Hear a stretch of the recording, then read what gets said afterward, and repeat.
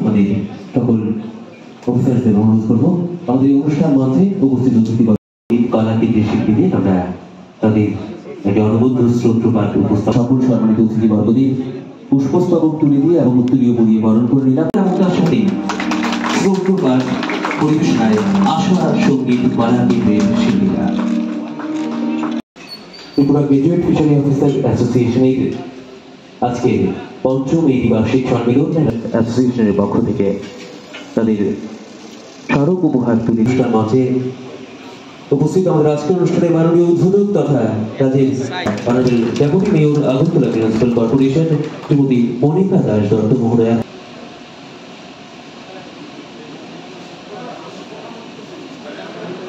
অসংখ্য ধন্যবাদ। আজকের এই আনন্দঘন অনুষ্ঠানে আমরা এবারে অনুরোধ করবো ত্রিপুরা গ্রাজুয়েট ফিশারি অফিসার্স অ্যাসোসিয়েশনের পক্ষ থেকে শুভেচ্ছা স্মারক তুলে এবারে আমরা বরণ করে নেব অনারেবল প্রেসিডেন্ট।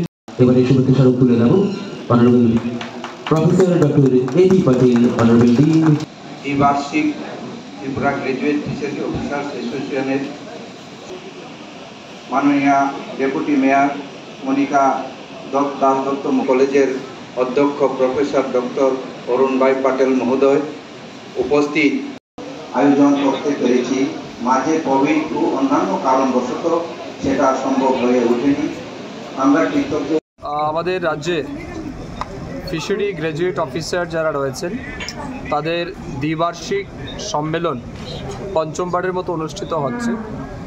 এই দ্বিবার্ষিক সম্মেলনে ওনারা আমাকেও আমন্ত্রণ জানিয়েছেন দপ্তরের মন্ত্রী হিসাবে।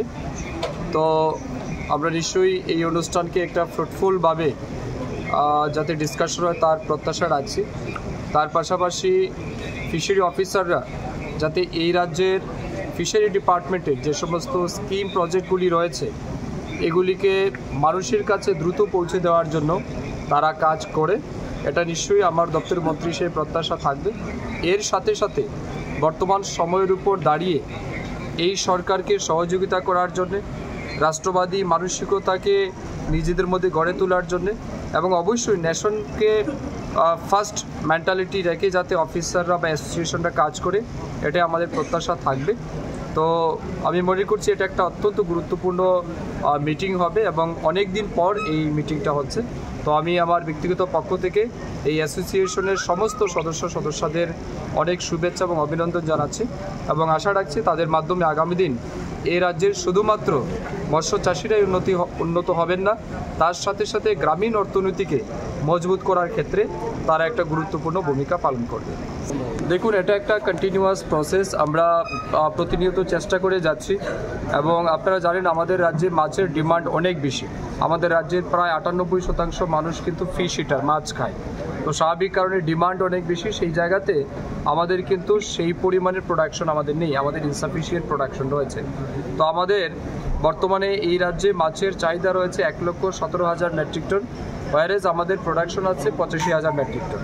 তো বাকি যে গ্যাপটা রয়েছে সেটা আপাতত আমরা পার্শ্ববর্তী রাজ্য যেমন পশ্চিমবঙ্গ বা অন্ধ্রপ্রদেশ অন্যান্য জায়গা থেকে আমরা সেই গ্যাপটাকে ফিল আপ করি।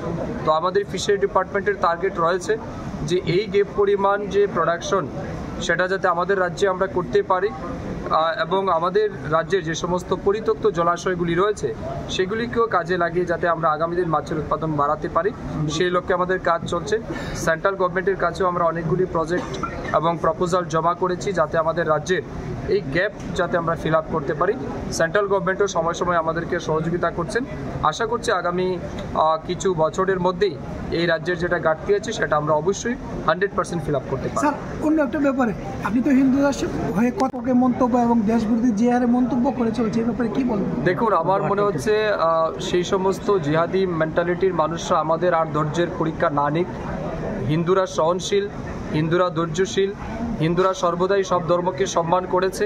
এটার অর্থ এই নয় প্রতিনিয়ত আমরা সহ্যই করে যাব, আমাদের দেবদেবী আমাদের কৃষ্টি সংস্কৃতির উপর আঘাত আসবে, হিন্দুদেরকে মারা হবে, ধর্ম জিজ্ঞেস করে মারা হবে, কত দিন আর কত সময় এগুলিকে আমরা ধৈর্য করব।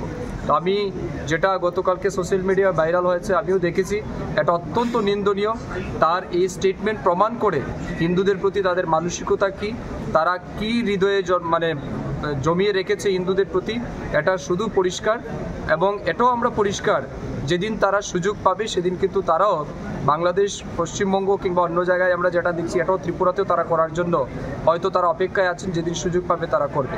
তো বিশেষ করে আমি হিন্দুদের বলবো আপনাদের সতর্ক থাকতে হবে, আমাদের সতর্ক থাকতে হবে, ইউনাইটেড হতে হবে, কারণ এটা কোনো রকমের ধর্মীয় কালচার নয়, এটা হচ্ছে আতঙ্কবাদীর একটা বিচারধারা। এই আতঙ্কবাদীর বিচারধারার বিরুদ্ধে আমাদের সবাইকে লড়তে হবে, মুসলমান সমাজের লোককেও এগিয়ে এসে লড়তে হবে। জম্মু কাশ্মীরে বর্তমানে যে সমস্যাটা হয়েছে এতে সবচেয়ে ক্ষতি কার হয়েছে? জম্মু কাশ্মীরে বসবাসরত মুসলমানদের হয়েছে। তাদের রুজি রুটির উপর লাথি মেরেছে, তাদের যে ব্যবসা বাণিজ্য তার উপর লাথি মেরেছে, টুরিস্ট কমে যাবে। তো তার জন্য দায়ী কে? মুসলমানই দায়ী। কিন্তু আমি বলছি মুসলমান সমাজকেও এই সমস্ত জিহাদি মানসিকতার বিরুদ্ধে আওয়াজ তুলতে হবে, এবং যাতে এই দেশ থেকে এরকম পাকিস্তানি মানসিকতা সম্পন্ন, বাংলাদেশি মূল্যবাদী মানসিকতা সম্পন্ন লোকদেরকে যাতে আমরা চিহ্নিত করে তার উপযুক্ত জবাব দিতে পারি, তার জন্য সবাইকে ইউনাইটেড হতে হবে।